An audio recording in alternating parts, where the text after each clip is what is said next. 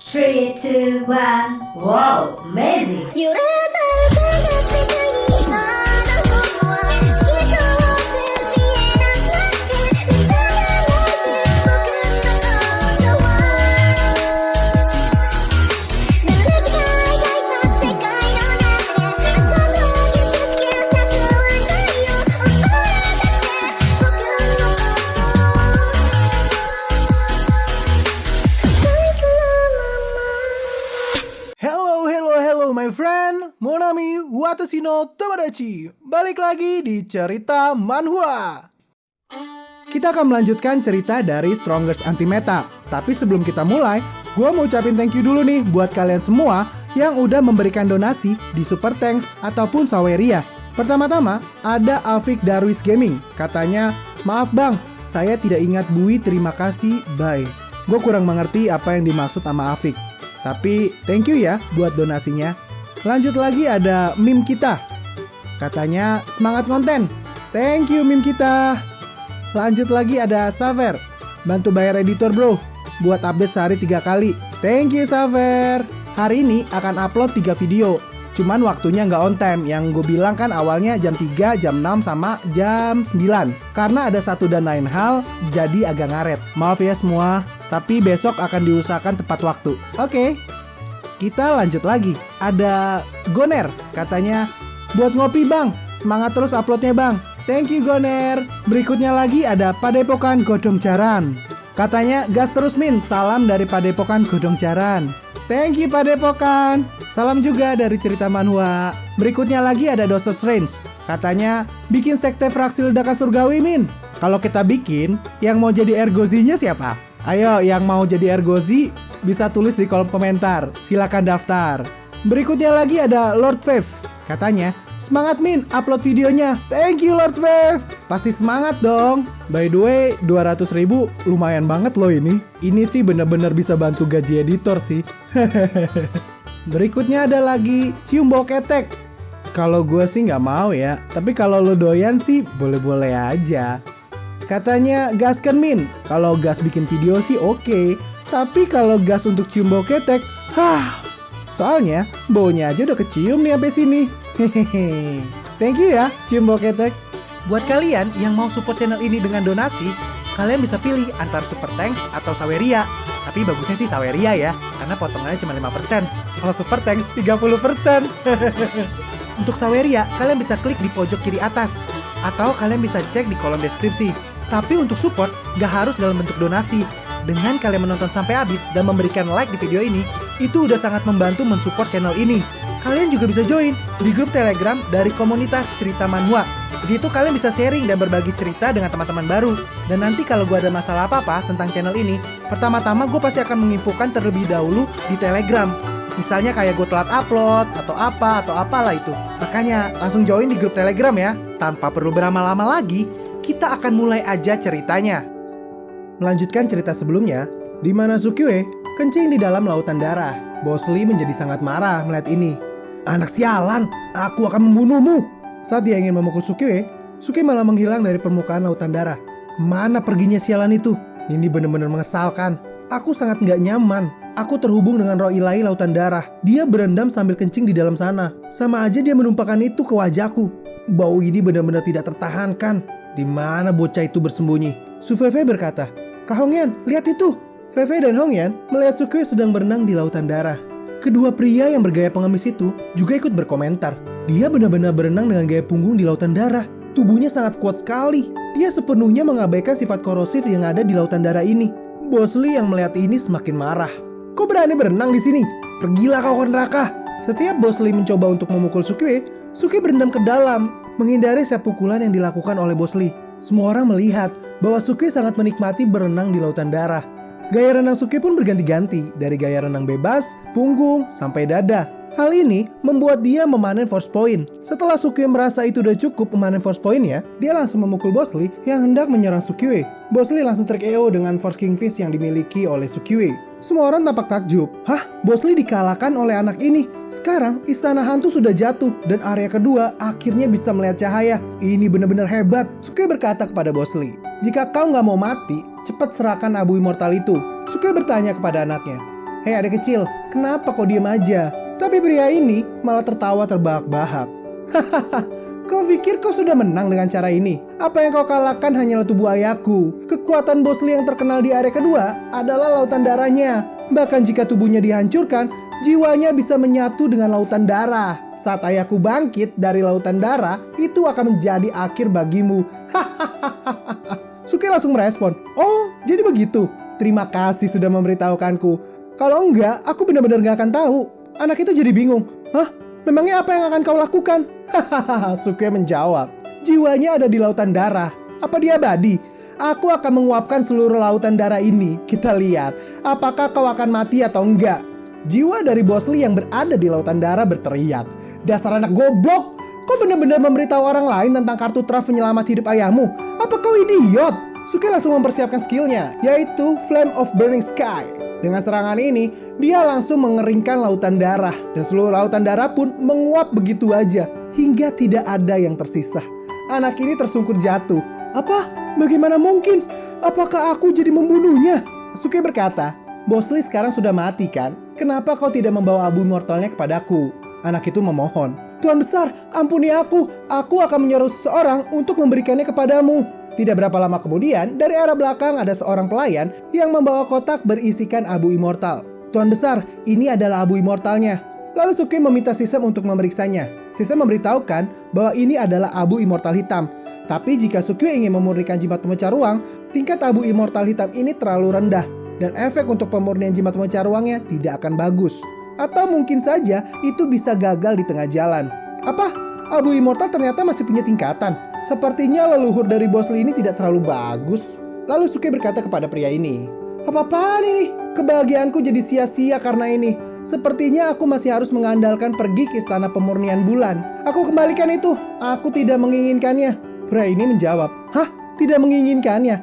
Bukankah kau bilang kau akan mengampuni nyawaku jika aku menyerahkan abu immortal ini? Kau harus menerimanya. Suki menjawab, tenang aja, aku tidak akan membunuhmu. Aku adalah orang dari fraksi Ledaka Surgawi. Aku tidak akan menarik kata-kataku. Tapi tanpa perlindungan lautan darah, aku nggak tahu bagaimana musuh istana hantumu akan berurusan denganmu. Pria ini menjawab, apa maksudmu Tuan Besar? Dia masih belum menyadari keadaannya. Dan orang-orang di sekitar situ langsung mengerumuni pria itu. Segera Suki pergi meninggalkan dia dan menuju ke arah Fei-Fei. Fei-Fei, garis kecil, ayo kita kembali. Abu immortal itu nggak bisa digunakan. Fei-Fei menjawab, oke kak, tapi sebelum itu kau harus pakai pakaianmu dulu. Suki menjawab, berbicara tentang pakaian, kalian berdua masih memakai pakaian bumi. Apa kalian ingin menggantinya dengan pakaian kultivator? Fei-Fei merespon, benar bisa, aku juga ingin ganti. Segera Chiang Hongya mengeluarkan cincin penyimpanan. Ada banyak di dalam cincin penyimpananku, kau pilih aja Fei-Fei. Lalu Fei-Fei memilih salah satu pakaian yang berada di dalam cincin penyimpanan itu dan segera mengenakannya. Fei-Fei tampak senang. Cantik sekali, meskipun aku belum punya kultivasi, tapi menggunakan set pakaian ini, rasanya aku sudah seperti seorang kultivator juga. Tidak hanya Fei-Fei yang berganti pakaian, Chiang Hongyan pun juga berganti pakaian. Hongyan berkata pada Fei-Fei, aku masih punya banyak pakaian cantik, beritahu aku aja kalau kau mau ganti. Fei-Fei merespon, Kak Hongyan, kau sangat cantik sekali. Kalau menurut gue sih ya jelas kelihatan cantik, orang pakaiannya jauh lebih terbuka daripada Fei-Fei. Suki yang melihat ini pun jadi tampak bersemangat. Wah, benar-benar cantik. Fei-Fei merespon, Kak, kenapa kau melihat kami seperti itu? Jaga pikiranmu. Fei-Fei, sadarlah. Memangnya kau mau bergabung dengan haremku? Kau itu adalah adikku, jadi kau jangan pernah berpikir seperti itu. Wajah Fei-Fei memerah dan langsung segera memukul Suki. Apa yang kau bicarakan, Kak? Jaga mulutmu itu. Di saat mereka sedang bercanda, pria yang bergaya pengemis ini mendekat ke arah mereka. Tuan muda, pertarunganmu barusan sangat mengejutkanku. Karena itu, aku ingin bekerja sama denganmu. Bisakah sebentar kau meluangkan waktu untuk mendengarkan permintaanku? Suki menjawab, kerja sama. Ya udah, coba kau ceritakan terlebih dahulu. Pria ini berkata, Tuan muda pasti tahu bahwa dalam beberapa hari lagi, Istana Pemurnian Bulan akan tiba di area pertama. Ada banyak peluang di Istana Pemurnian Bulan. Tetapi ada juga krisis yang mengerikan. Suki menjawab, tentu aja aku tahu. Lagian aku juga akan memasukinya. Lalu bagaimana kau ingin bekerja sama dengan kami? Pria itu melanjutkan, sebelumnya aku pernah memasuki Istana Pemurnian Bulan. Akan tetapi terhalang oleh gunung es di tengah jalan. Jadinya tidak bisa bergerak maju. Setelah melihat teknik apimu barusan, aku percaya bahwa dengan kekuatanmu kau bisa mencairkan gunung es itu. Aku sudah pernah memasuki istana pemurnian bulan, jadi aku tahu rutenya. Aku akan menuntun jalannya, dan kau akan mencairkan gunung esnya. Lalu, kita akan membagi harta karun yang kita dapatkan. Bagaimana menurutmu? Sukue berkata, kau mengetahui rute istana pemurnian bulan? Iya, aku pernah mendapatkan peta istana pemurnian bulan. Hanya dengan mengikuti rute di peta, tapi sebelum dia menyelesaikan perkataannya, Sukue langsung mengarahkan pedang auranya ke leher dari pria ini. Pria ini tampak panik. Sukue berkata, cepat berikan aku alasan. Jika aku langsung merebut petamu, maka aku bisa menyimpan semua harta karun ke dalam kantongku. Lalu untuk apa aku membawamu? Pria ini berkata, ada banyak perangkap di istana pemurnian bulan, dan rutenya akan berubah secara acak. Kau pasti tidak akan bisa masuk ke gunung es hanya dengan menggunakan peta. Biarkan aku membantumu, dan peluangnya akan jauh lebih besar. Dalam pikiran Sukue, yang dia katakan masuk akal juga. Bekerja sama dengan lebih banyak orang akan meningkatkan banyak peluang juga. Lagi pula, aku juga punya jimat untuk melarikan diri. Jadi, aku bisa pergi kapan aja. Sukue berkata, oke, aku akan bekerja sama denganmu. Tapi aku sudah berjanji ke keluarga Dong untuk memasuki istana pemurnian bersama mereka. Kau bisa membantuku dalam kegelapan. Setelah mendapatkan harta karun, aku akan pergi denganmu. Pria ini langsung menjawab, terima kasih Tuan Muda, karena sudah bersedia membantuku. Kalau begitu, kita akan bertemu di istana pemurnian bulan. Dalam 2 hari berikutnya, Sukue dan kelompoknya kembali ke keluarga Dong untuk berkultivasi dan menunggu kedatangan istana pemurnian bulan. Chiang Hongyan dan Fei Fei sedang berkultivasi. Chiang Hongyan berkata, Fei Fei, kau harus merasakan aura langit dan bumi. Oleh karena itu, kau belajarlah untuk mengenalinya terlebih dahulu. Ini disebut pelatihan Qi, dan ini adalah dasar untuk melangkah ke kultivasi keabadian. Fei Fei menjawab, oke kakak, aku akan coba merasakannya. Saat mereka sedang berlatih, Sukue tiba-tiba masuk. Garis kecil, bagaimana? Chiang Hongyan coba memperingati Sukue untuk tidak berisik. Lalu mereka berdua pergi dari ruangan itu. Chiang Hongyan menjelaskan pada Sukue, kemampuan bawaan kultivasi Fei Fei sangat bagus. Hanya dalam 2 hari, dia mulai berlatih Qi. Wah, itu bagus dong. Ngomong-ngomong gadis kecil, apa kau tahu kalau ada seorang immortal di keluarga Dong yang sebenarnya berada di tahap human immortal? Chiang Hongyan tampak kaget. Human immortal? Apa itu? Aku nggak tahu tingkatan di atas Mahayana. Sukue menjelaskan. Di atas Mahayana ada half immortal, human immortal, earth immortal, dan bahkan golden immortal.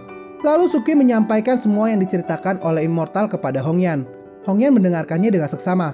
Setelah keduanya mengalami berbagai dunia, tujuan mereka bukanlah lagi tahap Mahayana, tapi untuk menerobos Mahayana dan mencapai ranah immortal. Tidak berapa lama kemudian, sebuah cahaya menyilaukan datang dari langit. Apa itu? Sebuah istana merah tiba-tiba muncul di langit. Apakah ini istana pemurnian bulan?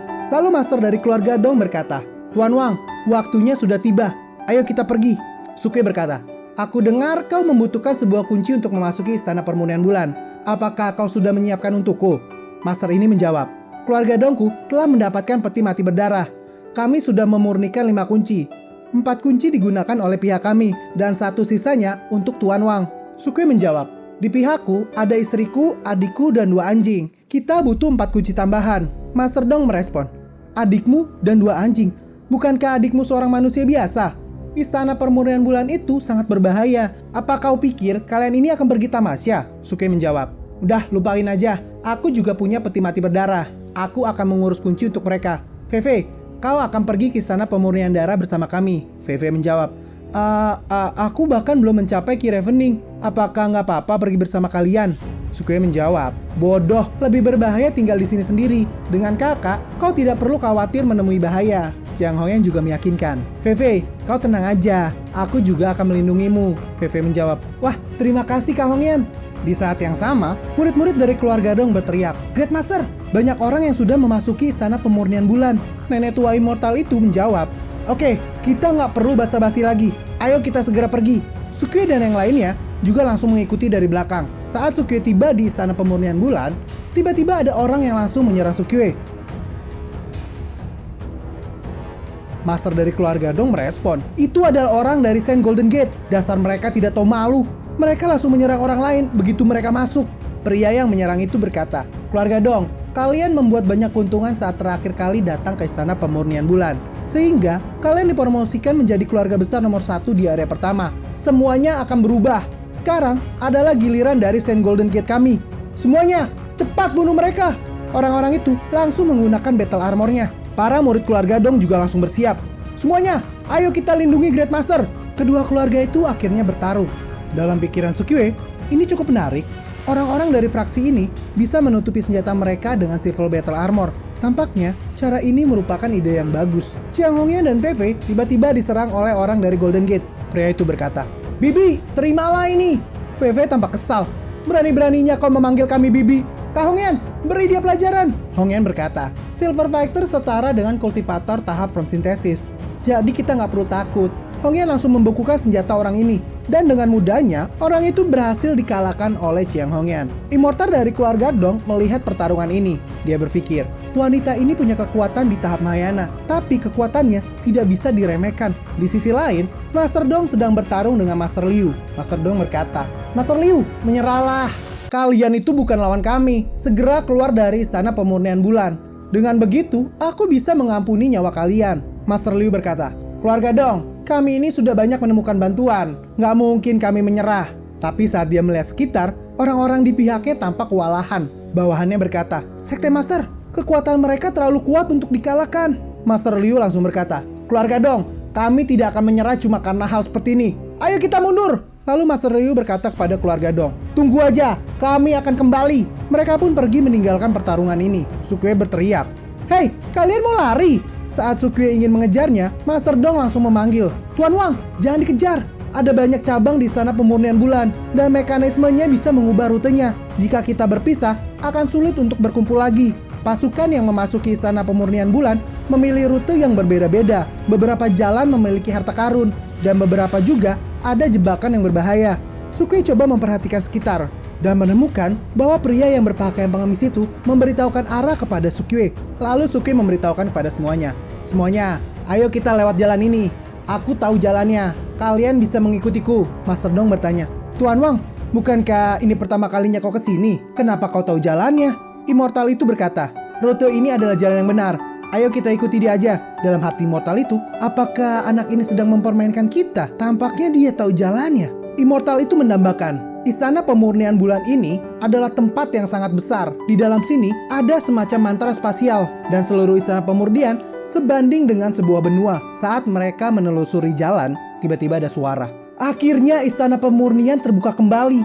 Kita akhirnya punya kesempatan untuk melarikan diri. Sukyue mencoba mencari tahu arah di mana suara itu datang. Suara itu berkata lagi, "Jika bukan karena wanita jalang yang bermarga bayi itu, bagaimana mungkin kita akan terperangkap selama ratusan tahun di sini? Setelah kita keluar, kita akan menghancurkan semuanya." Immortal itu langsung merespon, "Itu mereka. Kalian semua cepat sembunyi. Jangan sampai mereka menemukan kita." Sukyue bertanya, "Ada apa? Memangnya siapa mereka?" Immortal menjelaskan, "Orang tua ini belum mengatakan. Saat aku terakhir kali datang ke istana pemurnian bulan, aku dipukul keras oleh orang jahat. Kekuatanku jadi menurun tajam, dan aku jadinya harus mundur dari istana pemurnian bulan lebih awal. Akan tetapi, orang tua ini menggunakan teknik rahasia untuk memenjarakan mereka di istana pemurnian bulan, dan mereka hanya bisa pergi saat itu terbuka kembali. Dua penjahat ini adalah kultivator di tahap Human Immortal. Dengan kekuatan kita bahkan tidak akan bisa mengalahkan satu dari mereka. Dua orang itu adalah seorang wanita dan seorang pria. Sekarang, orang tua ini akan bersembunyi dalam kegelapan dan melakukan serangan diam-diam. Kebencian orang tua ini terhadap mereka harus segera diselesaikan." Sukyue bertanya, Tunggu. Bagaimana caranya kau menyergap mereka? Mereka adalah dua orang Human Immortal dengan basis kultivasi yang normal. Bahkan jika kau menyerang secara diam-diam, kau tidak akan bisa membunuh mereka secara instan. Saat satu orang terlewat, kita akan terbunuh dengan mudah dalam beberapa detik." Immortal itu berkata, "Tapi kalau kita tidak mengambil inisiatif dan menunggu sampai mereka menemukan kita, pada akhirnya kita akan menuju kematian juga. Memangnya kau punya cara untuk melawan mereka?" Dalam hati Sukyue, "Hahaha, aku sudah menunggu kau bertanya seperti itu." Sukyue langsung mengeluarkan sebuah kertas yang berisi sebuah perjanjian. Sukyue berkata, "Tentu aja aku punya cara, tapi kau harus tahu, aku di sini untuk membantumu mendapatkan kotak brokat. Jadi, untuk melawan orang-orang di tahap Human Immortal ini, kau harus menambahkan biayanya. Ini adalah kontrak, silakan kau periksa terlebih dahulu. Jika kau setuju dengan kontraknya, kau bisa memberikan cap jari pada kontrak ini. Kontrak itu berisikan, karena aku meminta faksi ledakan surgawi untuk membantu dan melenyapkan dua kultivator Human Immortal, aku harus membayar 16 buah artefak immortal dan membayarnya kembali dalam waktu 1 tahun. Jika Anda tidak membayarnya melebihi batas waktu, Anda perlu menambahkan 1 artefak immortal setiap tahunnya sebagai bunga dari ini semua. Semua hak interpretasi kontrak ini adalah milik fraksi ledakan surgawi.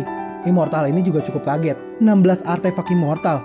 Dalam hatinya, jika aku bisa mendapatkan batu spiritual Pola Dao, aku bisa kembali ke alam immortal. Dengan kekuatan bocah ini, dia belum bisa dipromosikan ke tahap immortal dalam waktu 100 tahun. Jadi aku tidak perlu takut untuk mempertanggungjawabkannya. Lebih baik aku setujui aja. Gimana menurut kalian? Tukang kibul mau dikibulin? Ya mana bisa bos, tutor deh. Immortal ini menjawab, baiklah, biar aku lihat apa yang bisa kau lakukan. Segera Immortal itu memberikan cap jempol pada kontrak ini. Setelah Sukue berbalik dan pergi ke arah Fei, Sukue tertawa bahagia. Fei bertanya, "Kak, apa yang kau tertawakan?" Sukue memberitahukan pada adiknya. "Hehehe, ada satu paragraf yang aku lipat di dalamnya. Dia sudah menandatanganinya, biar dia rasakan kekuatan dari kontrak ini." Isi kontrak yang dilipat itu adalah, jika tidak ada artefak immortal, itu bisa diganti dengan kompensasi tubuh. Dengan tubuh dari orang yang menandatangani kontrak ini. Secara tidak langsung, Immortal ini menyerahkan dirinya kepada Sukue. Lalu Sukue berkata, Udah, baiklah, semua orang harap mundur. Lihat, bagaimana aku membereskan dua orang ini." Dua orang kultivator itu sedang menelusuri jalan, dan mereka menemukan sesuatu di tengah jalan. Apa-apaan ini? Bagaimana bisa ada gumpalan tai di lantai? Istana pemurnian terbuka hari ini, dan banyak kultivator berdatangan. Apa mungkin di antara mereka ada psikopat yang menaruh barang ini di lantai? Tapi tunggu dulu, ada cincin penyimpanan di gumpalan ini. Aku akan mengambilnya dan melihat apa yang ada di dalam sini. Kultivator perempuan itu berkata, "Jangan lakukan itu menjijikkan." Lalu pria ini mengambil cincin itu tanpa menyentuhnya. Dan sang perempuan menutup hidungnya rapat-rapat. Haha, sekarang kita lihat harta karun apa yang ada di dalamnya. Saat pria ini membuka cincin itu, tiba-tiba terjadi ledakan yang besar. Sial, itu sebuah jebakan. Ada bom di dalam cincin penyimpanan ini. Sang perempuan berkata dengan sangat menjijikan. Ah, sial, kotorannya jadi terciprat ke pakaianku. Ih, menjijikan. Saat mereka fokus pada ledakan itu, Sukue menyelinap dari arah belakang dan menggunakan tongkat pemukul untuk memukul mereka dari belakang. Pukulan ini membuat mereka berdua jadi pingsan. Dalam pikiran Immortal itu, tongkat hitam ini ternyata mengandung sebuah hukum. Bagaimana bisa dia memiliki senjata seperti ini? Fei juga berkomentar, luar biasa, kakak menjatuhkan kedua Immortal itu dengan hanya sebuah tongkat. Hongyan juga berkomentar, Fei, aku juga pernah dijatuhkan oleh tongkat itu. Sukue dengan bangganya berkata, Immortal, aku sudah mengatasi mereka. Dari tubuh kultivator itu terdapat sebuah cahaya. Dalam pikiran Immortal ini, cahaya apa itu? Ah, itu adalah artefak Immortal pelindung tubuh. Ternyata dia tidak pingsan. Immortal itu langsung berteriak, Bang Dancuy, cepat mundur. Dia sengaja jatuh agar kau mendekatinya. Di saat yang sama, pria itu langsung menerbangkan Sukue. Dia berkata, saat istana pemurnian belum terbuka, aku penasaran apakah kau akan kembali, Bai Ciling. Ternyata kau benar-benar datang. Perkiraanku ternyata benar. Kau itu tidak mati saat itu. Seharusnya aku tidak mengampuni nyawamu saat itu. Ditambah lagi, ini hanya bocah di tahap from sintesis. Bai Ciling, kau sudah sampai sejatuh itu, sehingga membutuhkan bantuan dari orang semacam ini. Segera Sukue dihempaskan ke arah dinding. Dengan cepat, Sukue mengeluarkan rantai untuk membelenggu pria itu. Hah, meremehkan tahap from sintesis. Rasakan rantai tauku. Pria ini masih sombong. Tahu, bocah tahap from sintesis sepertimu, tahu macam apa yang kau punya. Aku tidak. Sebelum dia menyelesaikan kata-katanya, rantai itu sudah melilitnya dengan kencang. Dia pun tampak bingung. Apa-apaan ini? Apakah tahu yang kuat ini benar-benar sesuatu yang dimiliki oleh tahap from sintesis? Lalu pria itu mencoba untuk membangunkan wanita di sampingnya. Hei, jangan pura-pura tidur. Cepat bangun dan bantu aku. Dan dia baru sadar bahwa ternyata wanita ini benar-benar pingsan. Hei, ternyata kau benar-benar pingsan. Bagaimana bisa? Kau itu human immortal. Cepatlah bangun. Sukue mendekatinya dan berkata, kalian berdua terakhir kali menyerang Immortal di dalam istana pemurnian bulan. Apa kau memanggilnya Bai Ciling? Haha, sekarang rasakanlah. Pria itu menjawab, hah, kau benar-benar berpikir bisa terus mengikatku? Segera pria ini mengeluarkan kekuatannya. Rantai tahu itu pun putus. Dan dia terlepas dari belenggu ini.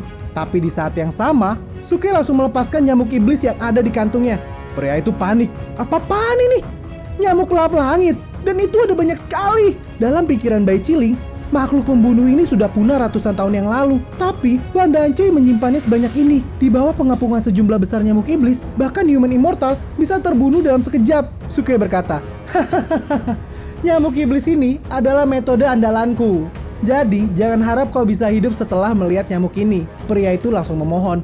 Kakak, apa yang kau inginkan? Jangan lakukan itu. Kami terjebak di sana pemurnian bulan selama ratusan tahun. Sudah banyak harta karun berharga yang kami temukan. Semua itu akan aku berikan kepadamu. Bai Qiling berteriak. Wang Dan cuy, jangan bicara omong kosong dengan mereka. Kedua orang ini berbahaya dan licik. Cepat bunuh mereka. Pria ini semakin keras memohon. Jangan bunuh aku, Bai Qiling. Aku salah sebelumnya. Aku seharusnya tidak menyerangmu. Maafkan aku. Tapi Suke mana peduli. Dia langsung memerintahkan nyamuk-nyamuk itu untuk membunuh mereka berdua. Dan nyamuk-nyamuk itu langsung menghabisi mereka berdua. Dan sekarang yang tersisa dari mereka hanya tengkoraknya saja. Suke berkata, aku sudah membunuhmu. Jadi cincin penyimpananmu ini bukanlah milikmu lagi. Jadi untuk apa aku mengampunimu dengan bayaran cincin penyimpanan? Toh aku bisa dapatkan ini dengan mudah. Sistem memberitahukan bahwa Sukiwe mendapatkan ekstra poin XP dengan membunuh kultivator tahap Human Immortal. Saat ini, Sukiwe berada di tahap puncak From Synthesis. Sehingga poin kelebihannya disimpan terlebih dahulu. Saat Sukiwe menerobos ke Crossing Calamity, Sukiwe akan langsung berada di puncak Crossing Calamity karena akumulasi poin yang didapatkan saat ini. Sukiwe berkata, astaga, XP dari Immortal ini sungguh luar biasa. Ergozi mendekati tengkorak itu. Bocah, dua orang ini adalah Human Immortal. Lalu bukankah mereka adalah Abu Immortal? Sukiwe menjawab, masuk akal juga. Sistem, coba periksa apakah kemurniannya cukup. Setelah diperiksa, ini adalah Abu Immortal dengan kemurnian 100% dan bisa digunakan untuk membuat jimat pemecah ruang. Haha, sempurna. Bahan yang tersisa tinggal Abu Immortal hitam. Segera Suke menyimpan tengkorak-tengkorak ini ke dalam penyimpanannya. Setelah mengalahkan dua orang Human Immortal, nyamuk pelahap langit Sukiwe juga kelelahan. Dan Sukiwe kehilangan kartu lainnya untuk melawan Immortal. Untungnya, semua yang mereka temui adalah fighter dari dunia ini. Silver ataupun Golden Fighter sama sekali tidak bisa mengancam Sukiwe. Para fighter di Istana Pemurnian Bulan sangat tidak masuk akal. Mereka langsung menyerang begitu bertemu satu sama lain. Lagi pula, tidak perlu ada alasan apabila menyangkut dengan harta karun. Saat bertemu beberapa kentang goreng, Sukiwe bahkan membiarkan Fei memasuki pertarungan. Ini dijadikan Sukiwe agar Fei bisa merasakan langsung pertarungan. Setelah sebulan bertarung, kelompok Sukiwe akhirnya sampai di lokasi kotak brokat. Dan itu berada di sebuah pemakaman yang besar. Dan terdapat sebuah tirai cahaya yang menjadi penghalang. Bai Qiling menjelaskan, di pemakaman ini terkubur banyak kultivator yang ingin memenangkan kotak brokat. Kebanyakan dari mereka adalah immortal, tapi tidak ada yang bisa melewati tirai cahaya ini. Di balik tirai cahaya itu, ada beberapa kotak brokat yang digantung. Salah satu dari kotak brokat itu berisi batu spiritual Tao berpola 3. Ergozi tampak tidak sabar. Hei, apa yang kalian tunggu? Ayo segera kita ambil. Saat Ergozi ingin mengorek kuburan itu, tiba-tiba sebuah roh mengikat Ergozi. Apa-apaan ini? Bocah, cepat selamatkan aku. Bai Qiling menjelaskan, ini adalah hantu kultivator yang terkubur di sini. Mereka sudah lama kehilangan kepribadiannya. Tapi, teknik sihir dan serangan pedang biasa tidak bisa melukai mereka. Ergozi berteriak, hei, berhentilah untuk menjelaskan. Cepat bantu aku. Suke berkata, jangan bilang kalau itu. Sebelum dia menyelesaikannya, Bai Qiling langsung mengatakan, iya, itu adalah irama atau sajak. Kau harus memainkan irama terbaikmu. Buat hantu yang sudah kehilangan kepribadian itu tergerak oleh irama atau sajakmu. Dengan cara ini, hantu itu akan berinisiatif memberikan kalian jalan. Dan kita bisa masuk untuk mengambil kotak brokat itu. Fei tampak bingung. Membiarkan hantu mendengarkan irama. Apa emang beneran bisa? Chiang Hongyan menjelaskan, seharusnya itu bisa. Musik yang bagus bisa mengejutkan orang, bahkan hantu pun akan beresonansi. Segera Sukiwe mengeluarkan speaker dan gitar listriknya. Hahaha, konser Frasil Daka Surgawi akan dimulai. Kau bahkan bisa request lagu, aku bisa menyanyikan apa aja. Lalu Sukiwe mulai menyanyikan lagunya. Tak gendong kemana-mana, tak gendong kemana-mana. Enak dong, mantep dong, daripada kamu naik pesawat kedinginan mendingan tak gendong toh, enak toh, mantep toh, ayo. Dengan Sukiwe menyanyikan lagu, video ini pun berakhir. Kita akan lanjut lagi di video berikutnya. Aku yakin kalian pasti penasaran dengan video kelanjutannya kan? Makanya subscribe channel ini dan nyalakan juga lonceng notifikasinya agar kalian tidak ketinggalan video-video kami berikutnya. Jangan lupa juga untuk like, komen, dan share ke sosial media kalian agar makin banyak orang yang kenal dengan channel ini. Sekian dulu video dari cerita manhwa kali ini. Sampai jumpa di video berikutnya. Sayonara. This is cerita manual untuk lo semua. Jangan lupa sawer jika kalian suka. Hei kalian, mohon perhatian. Ini ku persembahkan untuk kalian. Aku butuh cuan untuk kebutuhan, karena editor pun butuh asupan. Lirik ini tanpa kepalsuan. Dengan ini cukup sekian. Terima kasih.